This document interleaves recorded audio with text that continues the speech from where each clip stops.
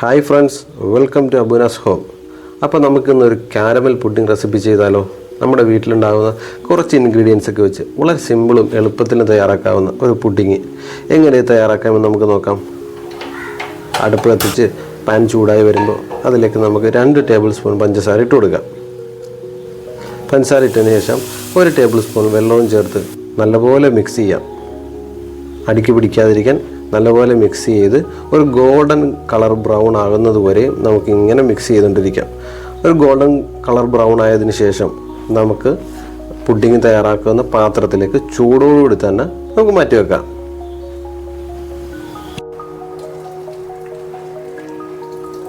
ഇത് പ്ലേറ്റിൻ്റെ എല്ലാ സൈഡിലും നല്ലപോലെ എത്തത്തക്ക രീതിയിൽ നമുക്ക് റൗണ്ട് ചെയ്ത് കൊടുക്കാം. ബ്രെഡിൻ്റെ സൈഡ് കളഞ്ഞ് നമുക്ക് കട്ട് ചെയ്തെടുക്കാം.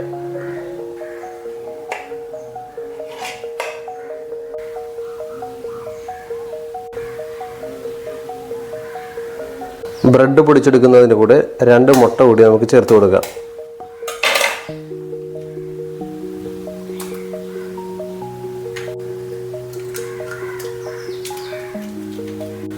ആവശ്യത്തിന് പഞ്ചസാര.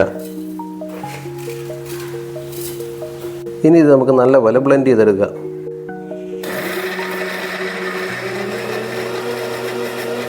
നല്ലപോലെ ബ്ലെൻഡായി വന്ന ഈ മിക്സിലേക്ക് നമുക്ക് 1 കപ്പോളം പാൽ ചേർത്ത് കൊടുക്കാം.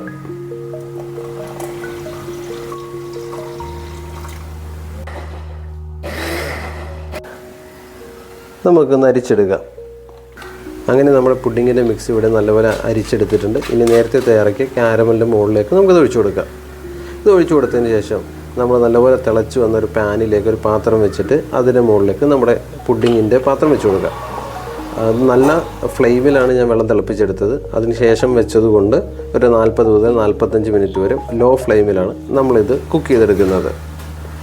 ഇടയ്ക്ക് നമുക്ക് വേണമെങ്കിൽ തുറന്നു നോക്കാം. ഇവിടെ നമ്മുടെ പുഡിംഗ് ഇവിടെ റെഡി ആയിട്ടുണ്ട്.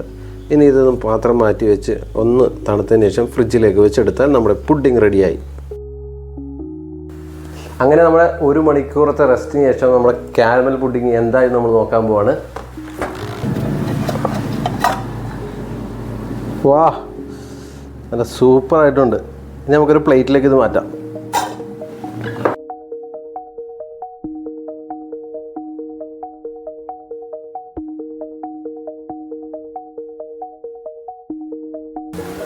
നമുക്കിതിൽ നിന്ന് ഒരു പീസ് ഇങ്ങനെ കട്ട് ചെയ്തെടുക്കാം.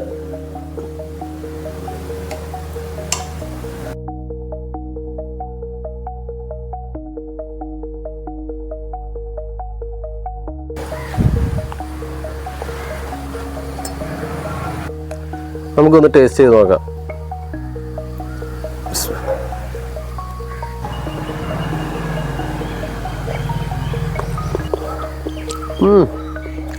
സൂപ്പർ. നമ്മുടെ ചാനൽ ആദ്യമായിട്ടാണ് കാണുന്നതെങ്കിൽ ലൈക്ക് ചെയ്യാനും ഷെയർ ചെയ്യാനും സപ്പോർട്ട് ചെയ്യാനും മറക്കരുത്. മറ്റൊരു വീഡിയോയുമായി നമുക്ക് വീണ്ടും കാണാം.